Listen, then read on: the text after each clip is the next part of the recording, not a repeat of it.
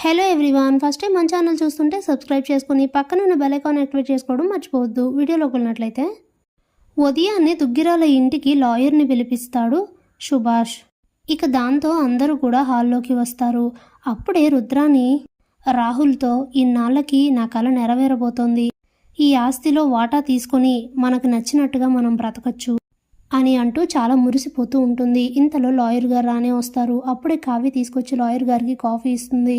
ఇక ఆయన కాఫీ తాగిన తర్వాత, చెప్పండి సుభాష్ గారు, నన్ను ఎందుకు పిలిపించారు అని అంటే, లాయర్ గారు, మొదటి నుండి మా లావాదేవీలు అన్నీ కూడా మీకు తెలుసు కదా, అందుకే మిమ్మల్ని పిలిపించాను. మేము ఆస్తులు పంచాలనుకుంటున్నాను. పిల్లలు ముగ్గురు పేరున సమానంగా ఆస్తులు పంచి వాళ్ళకి ఎవరి వాటా వాళ్ళకి ఇచ్చేయండి అనేసరికి షాక్ అవుతాడు లాయర్. అదేంటి సార్, మీకు ఈ విషయం తెలీదా అని అడిగితే, ఏ విషయం అని సుభాష్ అడిగితే, మీ నాన్నగారు వారం రోజుల ముందే ఒక వీలునామా రాశారు. ఆ వీలునామాలో నా తర్వాత నా కుటుంబాన్ని సమర్థవంతంగా నడిపించగలిగేది నా మనవరాలు కావ్య ఒక్కరితే. కాబట్టి ఎప్పటికీ ఈ ఆస్తి అంతా ఉమ్మడిగానే ఉండాలి, నా కుటుంబం ఉమ్మడిగానే ఉండాలి. కావ్య అందరినీ సక్రమంగా సరైన మార్గంలో నడిపిస్తుందని నమ్ముతున్నాను. కాబట్టి నేను ఆస్తి మొత్తాన్ని కావ్య పేరు మీదకు రాస్తున్నాను అని చెప్పి ఆ వీలునామా రాస్తారు సీతారామయ్య. ఆ మాట చెప్పేసరికి ఇంట్లో అందరు కూడా షాక్ అయిపోయి అలా ఉండిపోతారు. అప్పుడే అపర్ణ తన మనసులో, చాలా మంచి పని చేశారు మావయ్య గారు, కావ్య అయితేనే ఈ కుటుంబాన్ని సరిగ్గా సమర్థవంతమైన దారిలో నడిపించగలదు అని అనుకుంటూ మురిసిపోతూ ఉంటుంది. అప్పుడే రుద్రాని కూలిపోయింది, నా కళ్ళల కోట కూలిపోయింది అనుకుంటూ చాలా డిసప్పాయింట్ అవుతుంది. అప్పుడే ధాన్యలక్ష్మి, ఏంటి లాయర్ గారు అన్నారు, కావ్య పేరు మీద వీలునామా రాయడం ఏంటి? ఒకవేళ ఆయన ఏదైనా రాయాలి అనుకుంటే ఇంట్లో ఇంతమంది ఉన్నారు కదా, తన కొడుకులు కూడా ఉన్నారు కదా, వీళ్ళెవరూ కాకుండా కావ్య పేరు మీదకి రాయడం ఏంటి? ఇదంతా చూస్తుంటేనే అర్థమవుతుంది, కావాలనే ప్లాన్ చేసి కావ్యనే ఆస్తి మొత్తం తన పేరు మీదకి రాయించుకుంది. ఎవరికి తెలీదు నీ అతి తెలివితేటలు అని ధాన్యలక్ష్మి అంటే షాక్ అయిపోతుంది కావ్య. ఎందుకు చిన్నతే ఇలా మాట్లాడుతున్నారు, అసలు జరిగిన దానికి నాకు ఎలాంటి సంబంధం లేదు, ఇప్పుడు మీతో పాటే నాకు ఆ విషయం తెలిసింది అని అంటే, ఇక చాలు నోర్ముయ్, నువ్వు నటించింది చాలు, ఇప్పటి వరకు చేసింది కూడా చాలు. ఆస్తి మొత్తం నీ పేరు మీదకి రాసేసారు అన్నంత మాత్రాన నేను సైలెంట్గా ఉంటాను, ఊరుకుంటాను అనుకుంటున్నావా? నీకేం సంబంధం ఉంది ఈ ఆస్తులు అన్నిటిపైన అధికారం చలాయించడానికి? మర్యాదగా ముగ్గురు పేరున ఆస్తి సమానంగా పంచి ఎవరి వాటా వాళ్ళకివ్వు, లేదంటే అసలు ఊరుకునేదే లేదు అని అంటుంది ధాన్యలక్ష్మి. అప్పుడే రుద్రాని కూడా, కరెక్ట్గా చెప్పావు ధాన్యలక్ష్మి, అయినా ఆస్తి పంచి ఇవ్వకపోవడానికి తనకేం సంబంధం ఉంది, ఆస్తి ముక్కలు చేసి ఎవరి వాటా వాళ్ళకి ఇచ్చి తీరాల్సిందే అని అంటుంది రుద్రాని. అప్పుడే కావ్య, అందరూ నన్ను క్షమించాలి, ఇంతవరకు వచ్చింది కాబట్టి చెప్తున్నాను, నాకు నిజంగానే ఇప్పటి వరకు ఈ విషయం తెలీదు, మీతో పాటే నేను కూడా తెలుసుకున్నాను, కానీ తాతయ్య గారు నాపై నమ్మకం పెట్టుకొని ఈ ఆస్తిని, ఈ బాధ్యతని నాకు అప్పగించారు. అలాంటిది నాకు అప్పగించిన బాధ్యతని సమర్థవంతంగా నిర్వర్తిస్తాను తప్ప మీరు అడిగినట్లు ఆస్తులు మాత్రం పంచి ఇవ్వను, ఎవరికి ఎలా నచ్చితే అలా చేసుకోండి అని చెప్పేస్తుంది కావ్య. దాంతో ఇంట్లో అందరూ కూడా షాక్ అవుతారు.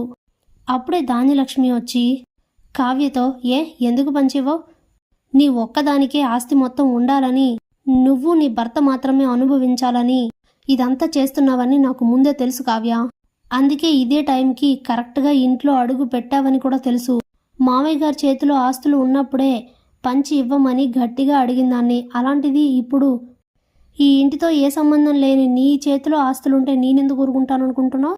మర్యాదగా ఆస్తి పంచడానికి ఒప్పుకో అని అడుగుతుంది ధాన్యలక్ష్మి. అప్పుడే కావ్య, క్షమించండి చిన్నత్తయ్య, ఈ విషయంలో ఇక నా నిర్ణయం మారదు అని చెప్పేసి అక్కడి నుంచి వెళ్ళిపోతుంది. అప్పుడే ధాన్యలక్ష్మి చాలా ఆవేశంగా, దీన్ని ఇంతటితో వదిలేసే సమస్య లేదు, నేనెందుకు ఊరుకుంటాను అని చెప్పి లోపలికి వెళ్ళిపోయి వెంటనే పోలీసులకు ఫోన్ చేసి పిలిపిస్తుంది ధాన్యలక్ష్మి. ఇక పోలీసులు ఇంటికి రాగానే, ఏంటి ఇలా వచ్చారు అని రాజు అడిగితే, కావ్య గారిని అరెస్ట్ చేయడానికి వచ్చాం, ఈ ఇంట్లో ధాన్యలక్ష్మి గారంట, ఆవిడ కంప్లైంట్ ఇచ్చారు అని అంటే, ఇక ఇంట్లో అందరూ కూడా గ్యాదర్ అవుతారు. అప్పుడే, ఎందుకు కళావతిపై కంప్లైంట్ ఇచ్చావు పిన్ని అని రాజు అడిగితే, ఎందుకో నీకు తెలీదా, ఆస్తులన్నీ తన పేరు మీద రాశారన్న హక్కుతో తనేమో ఆస్తులు పంచడానికి ఒప్పుకోవట్లేదు, అవతల ఉన్న వాళ్ళు మిగతా వాళ్ళు ఎన్ని ఇబ్బందులు పడుతున్నా తనకి పట్టలేదు, అందుకే లీగల్గా వెళ్ళాలనుకుంటున్నాను అందుకే అరెస్ట్ చేయమని చెప్పాను అని అంటే అప్పుడే ప్రకాష్, ఏయ్ నీకు అసలు బుద్ధుందా? తనకి మా నాన్న అప్పగించిన బాధ్యతని సక్రమంగా నిర్వర్తిస్తుంది, అంత మాత్రాన నువ్వు ఇలా దుగ్గిరాల ఇంటి కోడల్ని అరెస్ట్ చేయించాలనుకుంటావా అని అంటే అదంతా నాకు తెలీదు, తను దుగ్గిరాల ఇంటి కోడల ఇంకెవరా అనేది నాకు అనవసరం, ఇప్పుడు నాకు ఆస్తి పంచివ్వలేదు కాబట్టి తను అరెస్ట్ అవ్వాల్సిందే, లేదా కావ్య ఆస్తులు పంచి ఇవ్వడానికి ఒప్పుకోవలసిందే అని చెప్తుంది ధాన్యలక్ష్మి. అప్పుడే కావ్య, కావాలంటే వెళ్ళి జైల్లో అయినా కూర్చుంటాను కానీ నేను మాత్రం ఆస్తులు పంచడానికి ఒప్పుకోను అని చెప్తుంది కావ్య. అప్పుడే ధాన్యలక్ష్మి, చూసారా ఆస్తులపై ఎంత వ్యామోహం ఉందో, అందుకే పంచడానికి ఒప్పుకోవట్లేదు అని అంటుంది ధాన్యలక్ష్మి. అప్పుడే రాజ్, నీకెన్నిసార్లు చెప్పినా ఎన్ని విధాలుగా చెప్పినా నువ్వు మారవు కదా పిన్ని. తాతయ్య గారు తనకి ఏ బాధ్యత అప్పగించారో ఆలోచించకుండా ఎప్పుడూ నువ్వు ఒక్క కోణంలోనే ఆలోచించి మాట్లాడుతున్నావు. ఈ కుటుంబం ఉమ్మడిగా ఉండాలని తాతయ్య గారి కోరిక.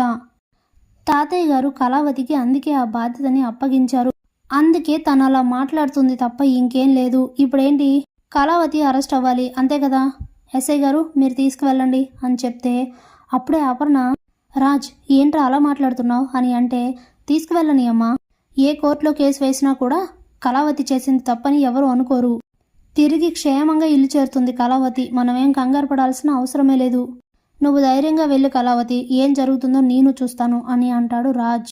ఇక పోలీసులు కావ్యనైతే తీసుకొని అక్కడి నుండి వెళ్ళిపోతారు. Thanks for watching.